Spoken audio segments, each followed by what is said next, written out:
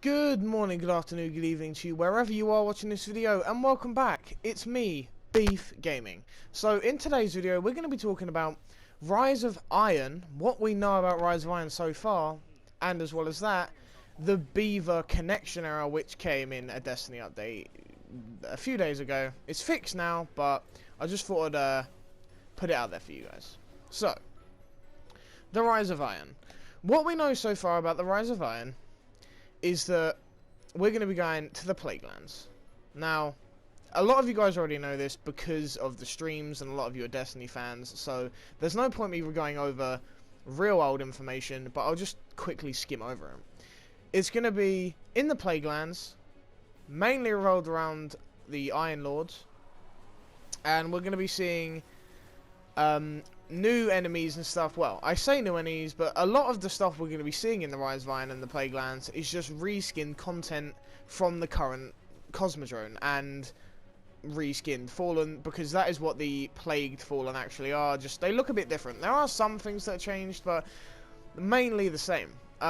If you guys actually watched the latest Destiny stream, which was the tour around the Cosmodrome, you'll see that they added well, they didn't add, they showed a lot of things off. Like, they showed some new gear, because when Deej is actually talking about what they're doing and what's happening, they're at all three of the characters, the Warlock, the Hunter, and the Titan, are actually wearing brand new gear that we have never seen before, which is actually quite interesting.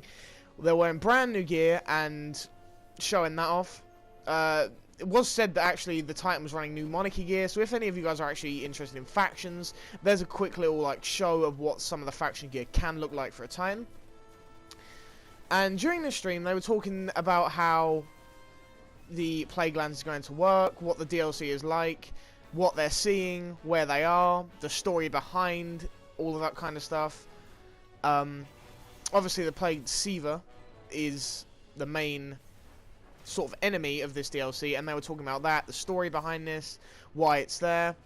And if you guys actually saw at the end of the stream, they actually showed and announced the Iron Gallowing Sparrow, or Gallowing, whatever you want to call it.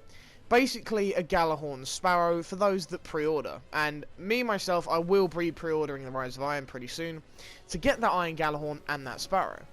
But you can still do a quest to get the normal Galahorn for anyone that doesn't want to pre-order. I'm not too sure about the Sparrow. Maybe you can get a normal Galahorn Sparrow or something. I'm not really 100% sure about that. But if you can, that would be pretty sweet. But for those who don't want to pre-order, don't worry. You can still get your hands on a Galahorn. It's just for those that pre-order, you get a black Galahorn, which is for some reason more fascinating. And I just wanted to point out real quickly, during this gameplay that you guys are seeing in the background, I did do pretty bad.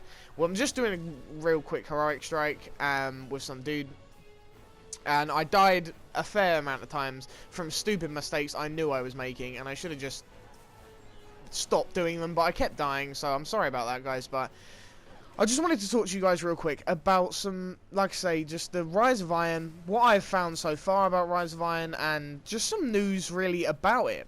They haven't really announced anything too huge, but there is quite a few things they've showed. But I don't want to bore you guys to death and go over some old information and just keep filling you guys on that. I want to give you guys some brand new, out there information. But unfortunately, I don't know everything. However, I will give you guys everything I do know. So, I mean, the DLC mainly includes exotic equipment, sort of some sort of new faction, it seems, a strike, light level cap as always, and a raid, and obviously a updated Galahorn. Now, if you guys remember seeing the flaming axe in one of the gameplay trailers, that is actually going to be a thing, but I don't know if it's going to be an exotic or not, but I think it's just one of those things like the Scorch Cannon. You just pick it up. I think they actually said that you just pick it up and it's just one of those weapons you use. It's not actually going to be an exotic, which is a shame, because who would not like to run around with a badass flaming axe? Come on now. A flaming axe. That is incredible. Imagine the fear in those Plague Fallen's faces when you run over to them with a goddamn flaming axe. Come on, they would not know what's going to hit them. However, they haven't added that, so unfortunately we can't do that.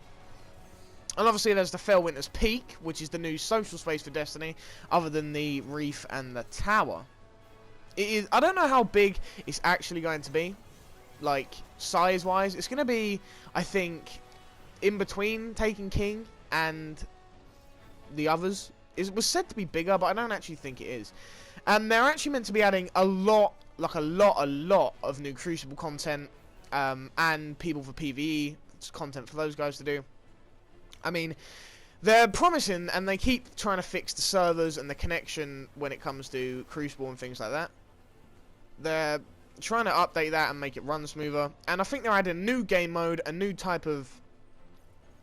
I don't know, just a new type of play. I mean, they add new maps with every DLC they seem to do, along with strikes and raids and all that stuff for the kind of PvE players. But we haven't heard anything about the raids yet, which is a shame, because I don't really know what they're doing with the raid. But if you guys remember seeing in the trailer that huge ass robot thing, that looks incredible, and hopefully we will actually be seeing a lot more of the raid in the coming streams. We have about a month or so left now until the game actually the DLC, sorry, actually releases. So Rise of Iron, like I was saying, features the 4th raid for the game. And it's meant to be set in what they say is the heart of the Plaguelands. I don't know. There's not really any details. I can't really explain about it because there isn't actually any details or anything like that. Rise of Iron is probably going to cost like 30, 35, something like that, dollars or pounds, whatever, wherever you are. That's probably going to be how much the DLC actually costs. Like, fans have this craving for content, don't they? Like, you play Destiny, you love Destiny, you enjoy Destiny. Like, if you're a big Destiny player like myself and a few of my other friends, you love Destiny. Like, you cannot get enough of it, you just enjoy playing it, you just absolutely adore playing the game. Like, you come on, as soon as you come on your PS4 or your Xbox, whatever, the first thing you do is come straight onto Destiny, get into those strikes, get into that Crucible, and just have some fun with your friends or by yourself. Either way, you love Destiny if you're a huge Destiny fan. But after a while of doing the same content, same strikes, and all that kind of stuff every week, the lack of content really does hit you, and you start to realise, like, wow, why the hell am I still playing this game?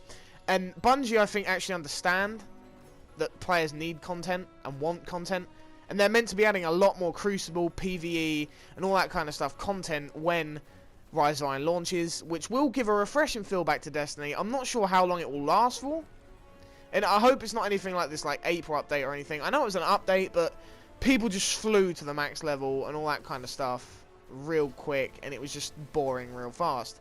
So I'm not really that happy with it, but I hope that you know, they can. People have to grind. Not all people like grinding, but people have to grind to actually achieve their goals, and the raid is...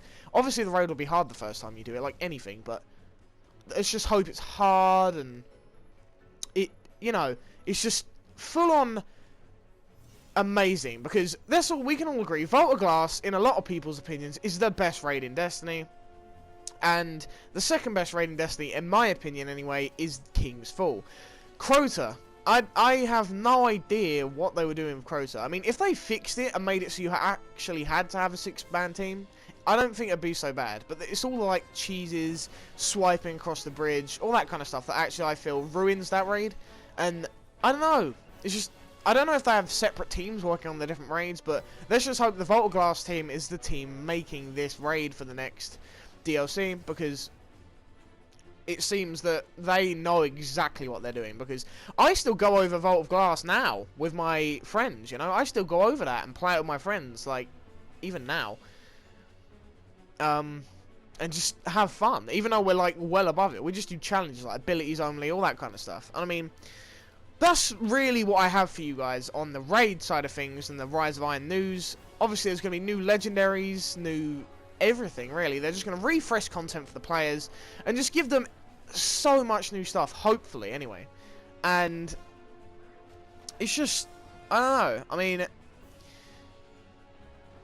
I just hope they can bring the attention back to Destiny, back to you know, where people will actually want to play Destiny, because a lot of Destiny YouTubers are actually starting to do different type of games now because of the lack of content, because you can't just keep redoing content on Destiny because, you know, nobody's going to want to watch it. But a lot, like I say, it's just it looks like a great, it does seem like a great DLC, but we'll find out. Anyway, the last thing I wanted to talk to you guys about, so I have like a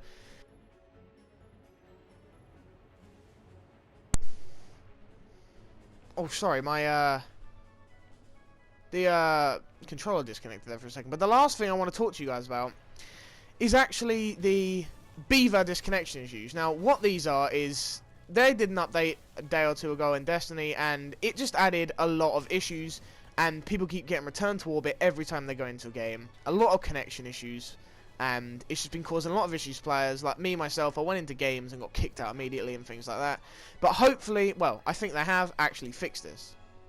Anyway, guys, I'll catch you in the next video. I hope you enjoyed, and until next time, peace out.